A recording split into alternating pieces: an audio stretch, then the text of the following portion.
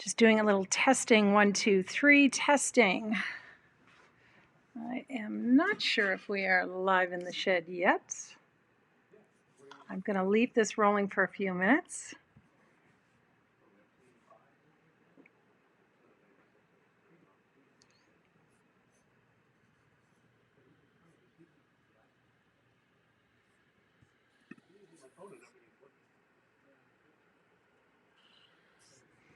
Okay, we are exactly 7 p.m. Eastern Standard Time.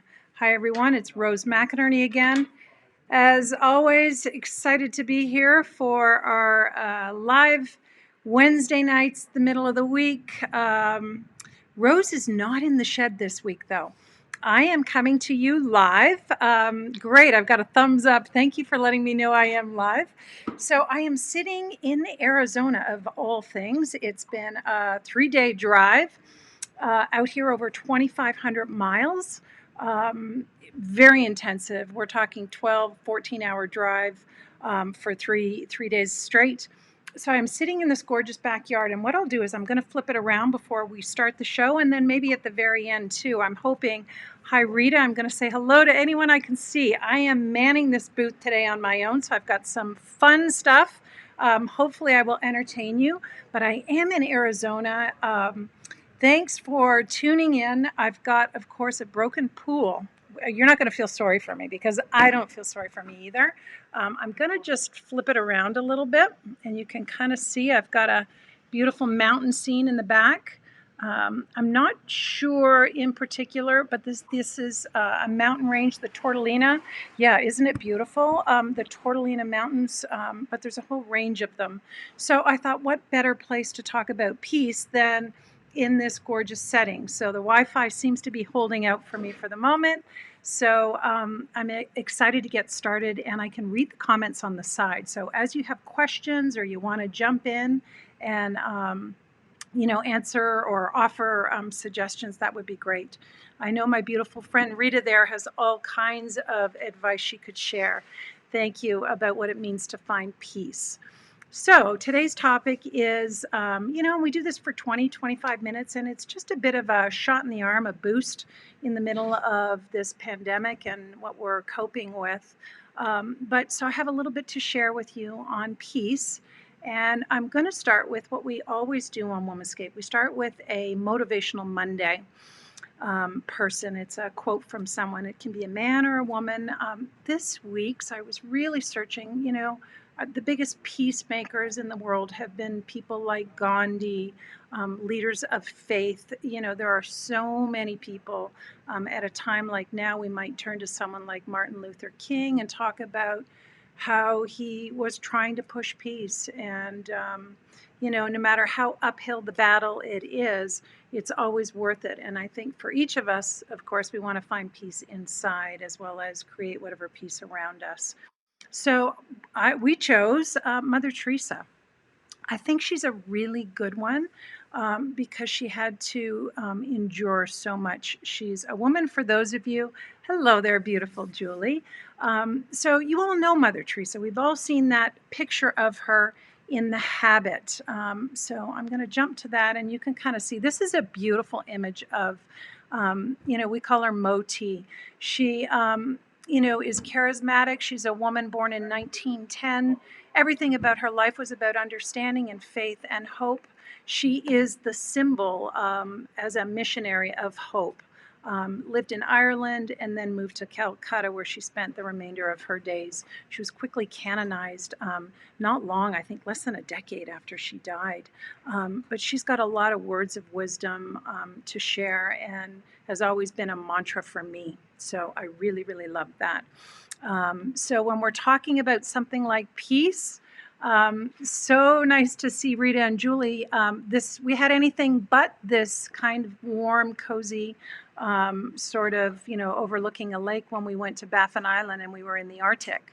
But that's okay. The whole point in all of this is you can find peace wherever you are, even when it's a struggle.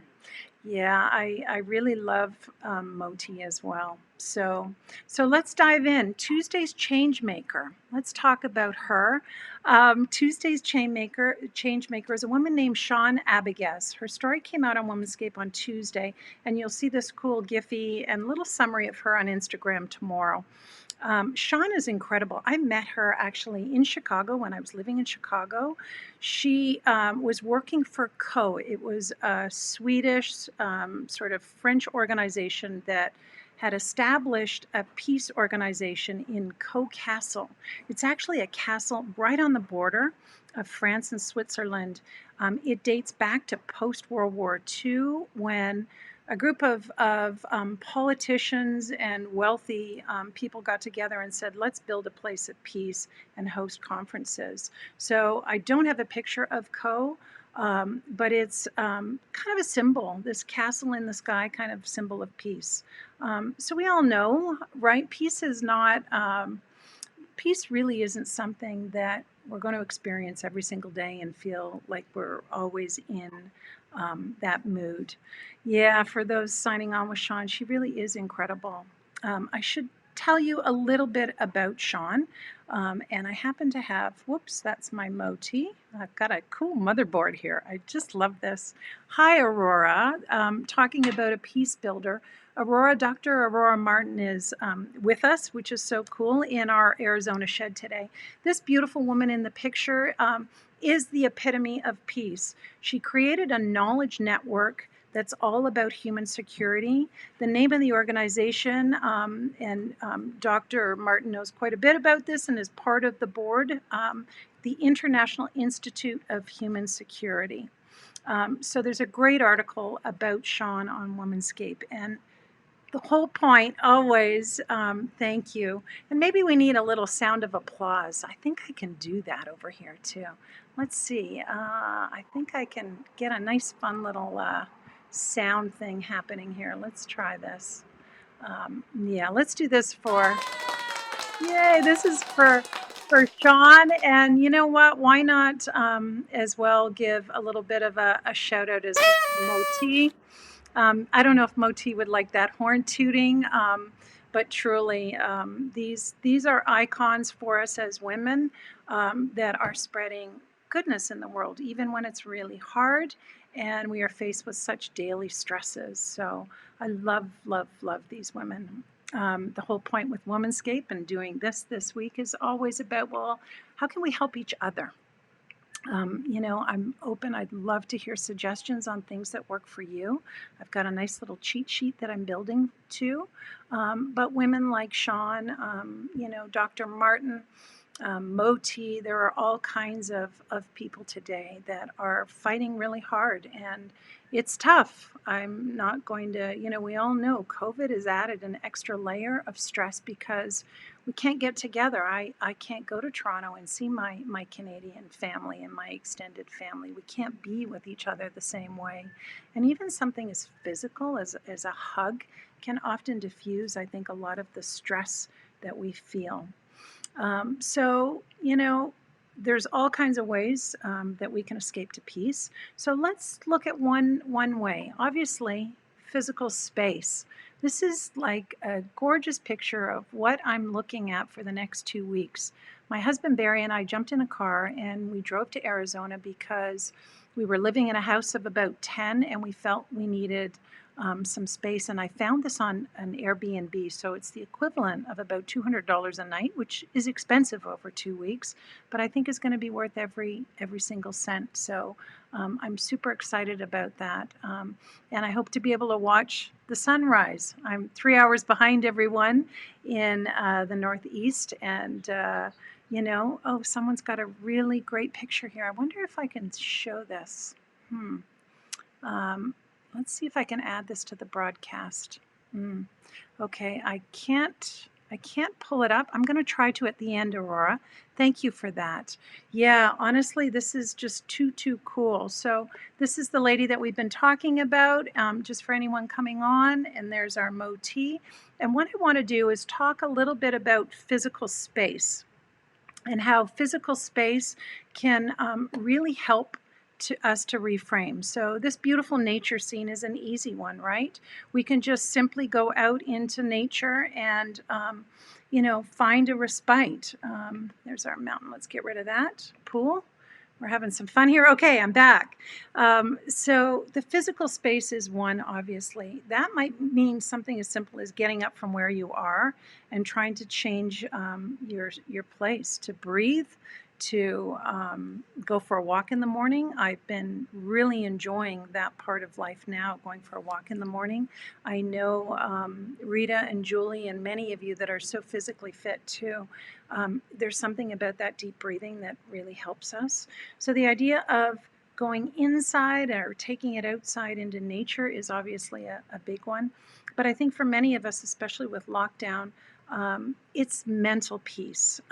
So I've got a great little clip of someone actually, this is just a photo, but our Womanscape Magazine, we featured this amazing Mexican photojournalist.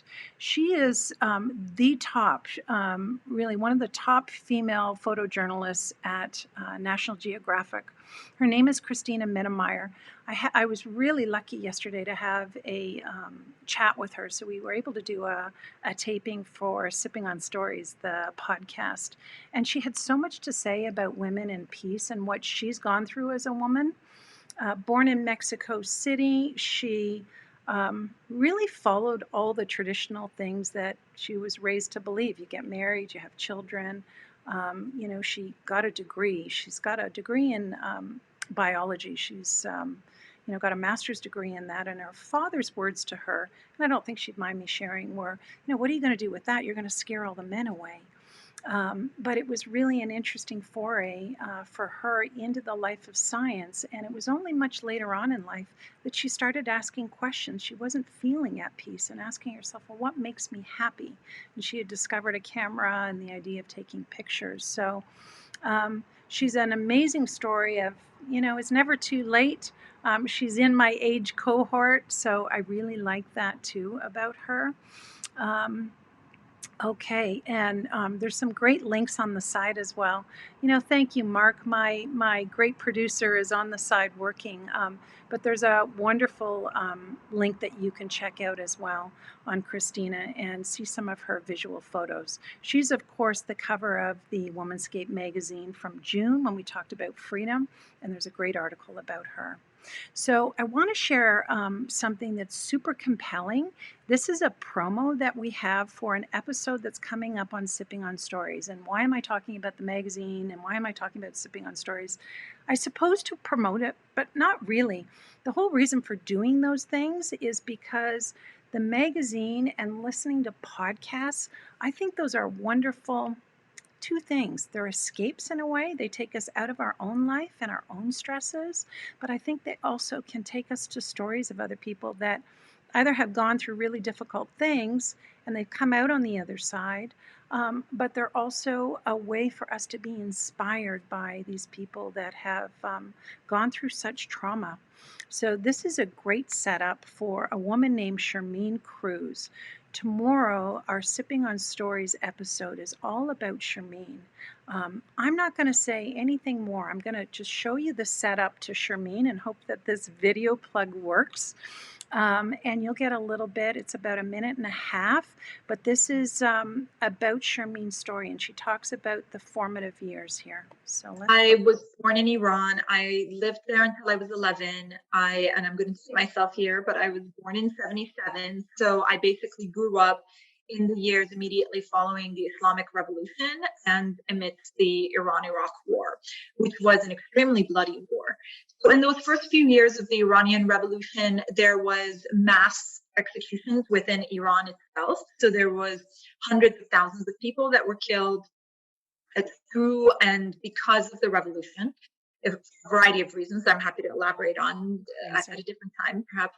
And then during the Iran-Iraq War, there was about 1 million people, 1 million civilians that were killed, and there was a lot of rocket attacks directly into the capital, which is where I was living at the time. So in '88, the year I left, there was 6 rocket attacks into the city a day, up to 6 rocket attacks a day into the city. So we didn't have school in fourth and fifth grade. So in some ways, this pandemic and this kind of being forced indoors and having everything be closed and shortages, I have a lot of experience with it. And in fact, what we're seeing here, of course, in America is not anything as bad as what some of the third world countries are experiencing right now. And also what we experienced in the height of the war in Iran, post-revolution, etc. However, the feeling is familiar. So that's a great little clip, I think. You'll hear more about Shermeen in the interview. Just a little fun. But Shermeen is one of these women. She's a law professor at Northwestern University, and she teaches the only course on leadership. And what I love about Shermeen is she is trying so hard to work outside of what she does in her day job. She's a consultant as well as a law professor, and she's practiced and done all kinds of things with the NCAAP for years. But what I love about her is that she incorporates leadership is very much about peace. And so you see the background she's coming from in Iran. She was 11 years old when her family managed to escape, and they actually went to Canada first, which is really nice. So she's got family living in Canada before she moved on to Chicago. And we featured Shermeen before. In June, she did a TED Talk at Wrigley Field, where the Cubs normally play baseball. Shermeen took over that whole field. She's become a producer now for TEDx Global. And that's the first of two series she did. The first one was on the pandemic and how do we find peace and how do we explain what's going on to people. And then the most recent one was October 4th, and that was all around leadership. So we're going to try to bite-size those and push those out on social media for people to see and be inspired by, because I think they really are something else that will help you to see it yet again, peace from so many different perspectives.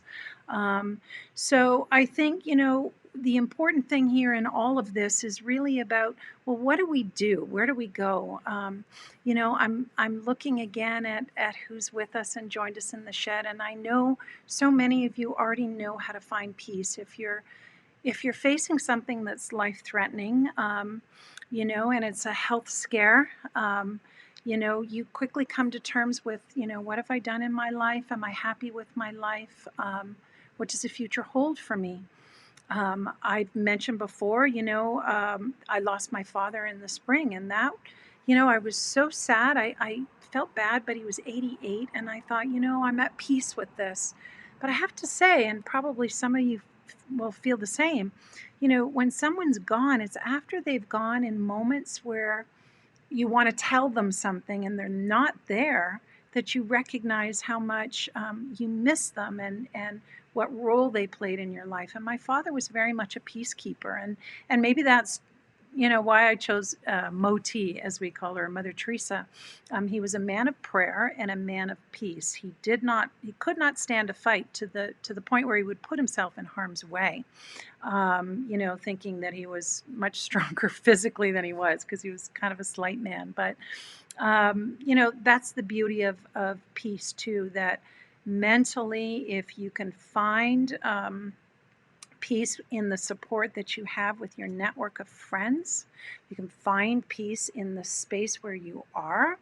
It may be a physical change, or it may be actually mentally finding a place. So I can't help but think of people that are in jail. I mean, I don't know how you'd find peace. I understand why so many turn to the Bible and turn to God, because you're desperate. And sometimes people don't think about God until, you're desperate and you're faced with some of the big moral questions in life. But, in jail, I can only think that you'd have to find a place mentally where you have something to live for, so that you're not depressed. And as we know, COVID's done this huge layering. I heard the stats in Toronto, actually. The stats for younger people are blowing my mind, because they don't have the social outlets. Oh, thanks, Judith, for the digs here. But I mean, 1 in 4, we know 1 in 4 are depressed. We know that the incidence of depression for young people has, gone up something like 500%.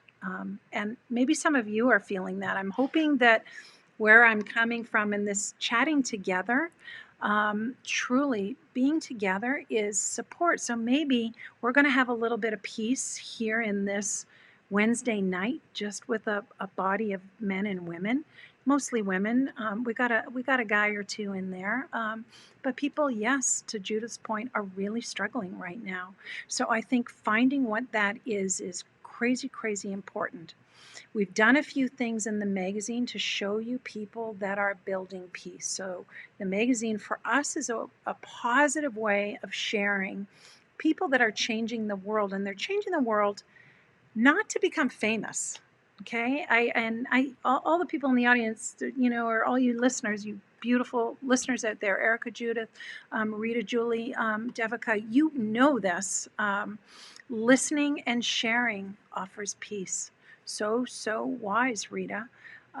Sometimes saying it is a way to feel peace, like you're unburdening, you're unloading. I haven't been to confession in quite a few years, but I imagine I'd feel pretty good afterwards if I did. I think books for me, magazines and books, are a huge escape.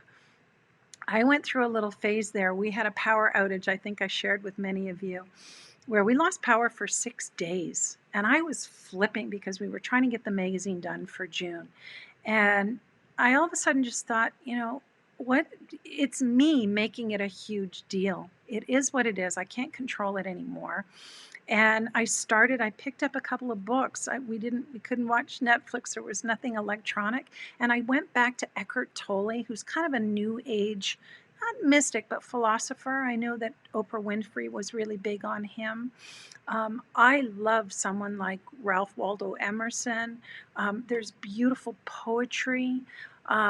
It's true, anything like that where you are speaking, truly, and finding a place of the heart, that's really what makes a difference. It has for me. Again, not to bring in sad, but I think we need sad in order to recognize happy.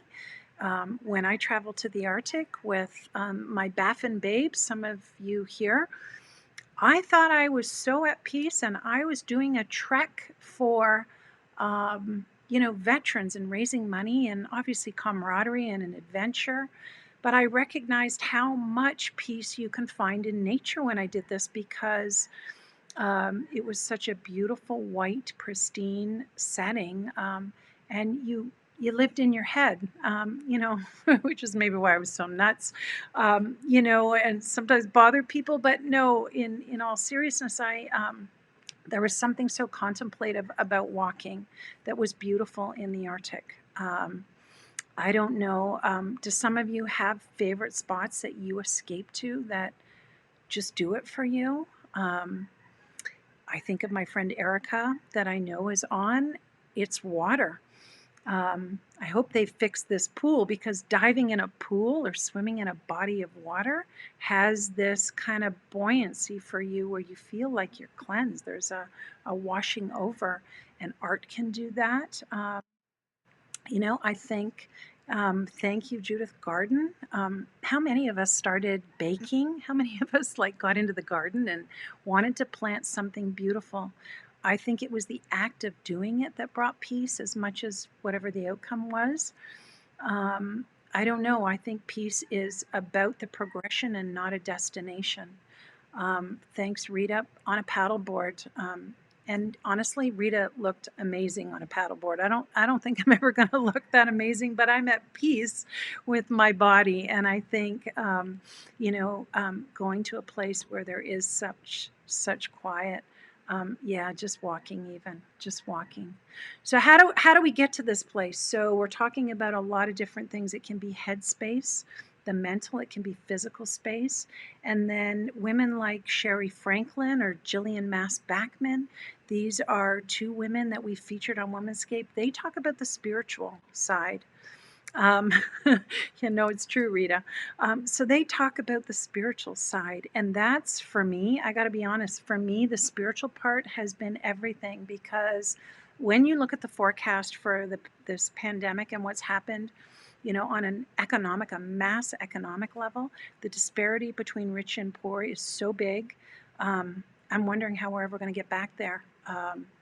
How are we going to ever quell the anger that people have on wherever you are, the resentment for where the world has gone, maybe how technology has shaped things in a negative way. Yes, there's positive, or we wouldn't be here together. So yes, there's positive, but there's so many of those things. If you are a woman of color, God, the latest numbers right now, the Toronto Foundation just did a study on who is being hurt most by COVID, and it's mothers of children, and it's like Black and Latina and some of the minorities, where women were already doing it all before, and now they don't have any daycare. They may have lost their jobs, so there's no way to make any of the ends meet. So the stress from that is real, and I have to call out that I'm in a place of privilege. I am not struggling to put food on the table. I'm sitting in this beautiful backdrop. And so I think there's a call to each of us. Well, what do we do then to do our part? How do we help to try to heal and help others find peace? And it's so funny when you do that, and you all know that, when you try to help others find peace or help give them a leg up, you're the one that benefits. And you don't do it for that, but it helps you. You feel good. And it kind of ties into, some of the research that I found. And some of the research pointed to these kinds of things.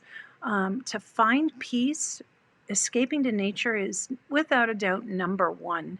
That seems to be number one, whether it's in your garden, going for a walk, breathing outside, taking time. I found the second one really, really interesting. This one being true to yourself.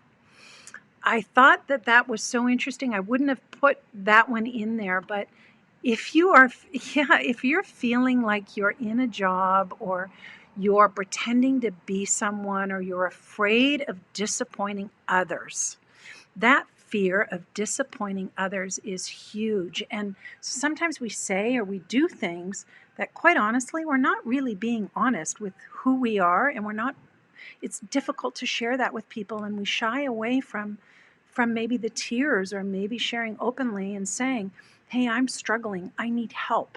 I need help. And yet all of the change makers that we've featured, without a doubt, every single one points to fear and that doubt, that not being able to let yourself be who you truly think you are and want to explore being. Our first kickoff on Sipping on Stories was Dr. J. He's the doctor of happiness. He is working overtime in California at Chapman University, as is Jillian Mass-Backman's partner, Jan Milden. Both those two weighed in on what it takes. It's community. It's a conscious effort. It is staying healthy, trying to eat healthy. I try. You all know I have like a sweet tooth, but I am trying really hard. I can't believe this, and Judith will be shocked as well when I say it. I've been cold off wine or any kind of liquor for this reason. I'm trying to find my healthiest body right now, and I'm trying to also shape my soul. And that mindfulness is really helping. The good deeds, I don't know. Those are things I try to do on a daily basis, as I'm sure so many of you do. Maybe the podcast, or doing the lives is something. I'd like to think it's a good deed, but again, I'm being selfish. It's a way for me to say hi to everyone too. The assertiveness is really interesting. Yeah, thanks, Judith. I think doing things that you put yourself out there and you are confident, you just own what it is. And again, being true to yourself and not worrying about stumbling, that can take you so far. It's baby steps, I think, for us as women. It really is, and being assertive is so super, super important. The last one I put down there is prayer, and you might substitute that with meditation. You might substitute that with a practice in yoga that you do every day. It could be something very, very specific that helps you to be mindful in some way. For me, it's been prayer. I've never had time to put my head into the Bible and actually read it. So it's been really fascinating. I'm dragging my husband down this road with me and my family, much sometimes to their complaint, but it's really interesting. And if you just think about how we live, whatever it is we say our values are, find what that prayerful place is, even if it's 10 minutes every day. So for me, it's setting goals. I try to start my day with, a mantra of something, and then make sure that I have something physical. If it's not my walk and I've been sort of transplanted, what I hope, if that pool is fixed, is it will be that beautiful pool and doing some great walks. I plan to do a really long weekend hike, so I'll try to share some of that with you. Okay, and what can you do? What can I do? I don't know, maybe try to do one thing, support somebody, maybe make that phone call you've been putting off. I finally called my mom a couple of days ago. I hadn't talked to her in a week, and it was Thanksgiving, and I thought, oh God, it's Canadian Thanksgiving, and I haven't done that. Doing this. It could be hearing someone's voice, maybe. Sharing something of knowledge, I think that informing, and then helping someone to build a sense of happiness. So those support, share, inform, build something new. I think they're super, super important. So where do we go from here? I hope I'm sharing something useful. We're going to go to something kind of glitzy. So I hope you can see my marvelous Mrs. Maisel. I love this woman. She is, without a doubt, she's been one of my favorite shows. If you haven't tuned in to see her, we're going to talk about her. Next week, I want to talk about the marvelous Mrs. Maisel. I don't have a shot of Charlize Theron, but she's the other woman I'm going to contrast with Mrs. Maisel. So next week, when I meet you again, you've got homework, and that's to see one of these episodes if you haven't. I don't know anyone there that's listening. If you've seen Mrs. Maisel, give me like a thumbs up and let me know. The reason I love her is because she shakes up everything for women. She's a Jewish woman living in the 1950s in New York, and she's uber privileged. She's got the perfect Jewish husband, the two kids, you never see them. The nanny has them the whole time. And she has the most incredible outfits ever, every single day. There we go. Judith binge watched the whole series. So I've got a great article where we contrast where are women and how does that fit into this idea of peace and healing and engines of change. They're all connected, for sure. They're all connected. If we find inner peace, it's so much easier to give it outside, isn't it? Yeah, thanks, Rita. She's really amazing. Those characters are amazing. So definitely come prepared to talk about Mrs. Maisel. And same with Erica. My favorite of all the seasons, truly, of all the episodes, is when she has her breakout moment. You all know it, on stage where she's, absolutely piss drunk. And yeah, I want her wardrobe too. And I wouldn't mind her petite figure either, but again, I'm at peace with me. But no, so we're going to talk a little bit about peace, particularly for women.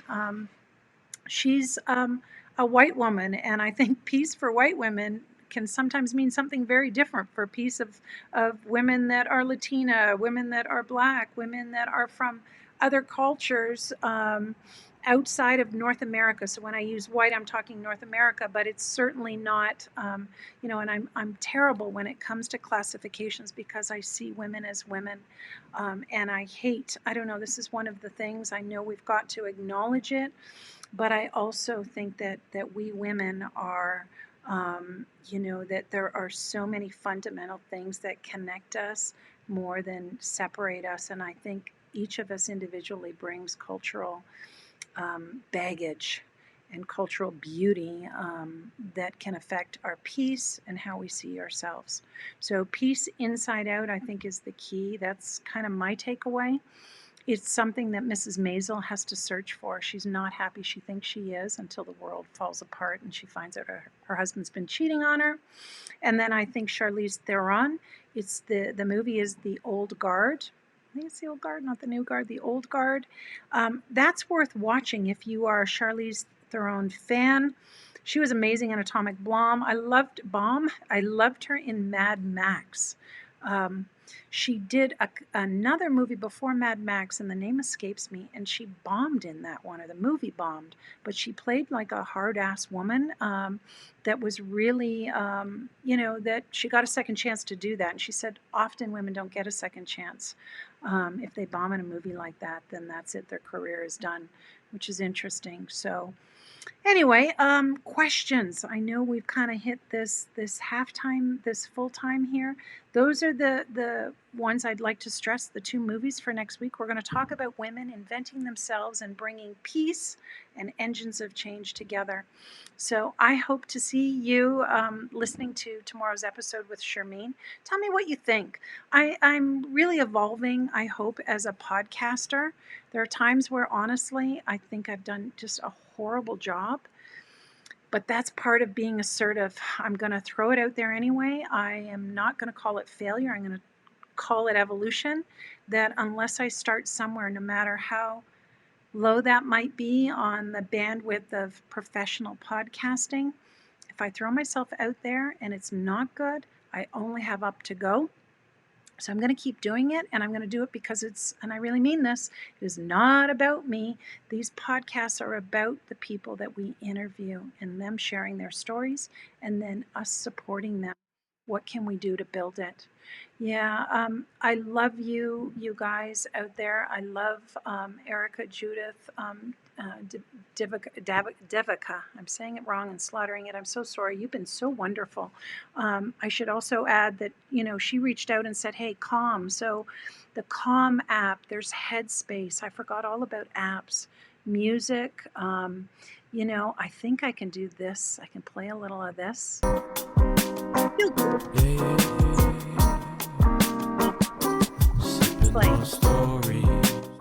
Okay, so I'm cutting that off, but really, I know.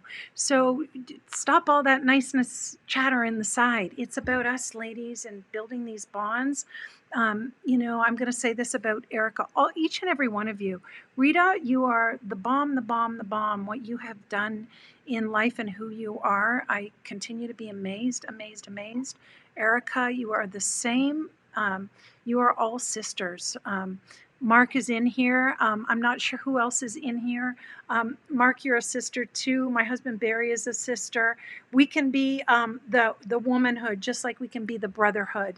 I don't think it matters what we call it, but going shoulder to shoulder. This is something Christina Mittermeier, the photographer, shared. It's just beautiful. It's really, really beautiful. So I'm going to think about that all week, how to go shoulder to shoulder with each and every one of you. Love you. Go out and make the rest of your evening an amazing evening. Pick one little thing each day that you work on for you. I've only got a list of like 20,000, but I'm chipping. So hopefully I get to be about 120 and I might make it through. But anyway, I'm going to sign off because I'm starting to really ramble. Love you guys. Love Womanscape. Love life. Okay, take care, everyone. I'm going to hope that I can find the turning this off button. Yes, there is a turning off button. All right, share the replay. 5 million thumbs up, everyone. Take care. Bye for now.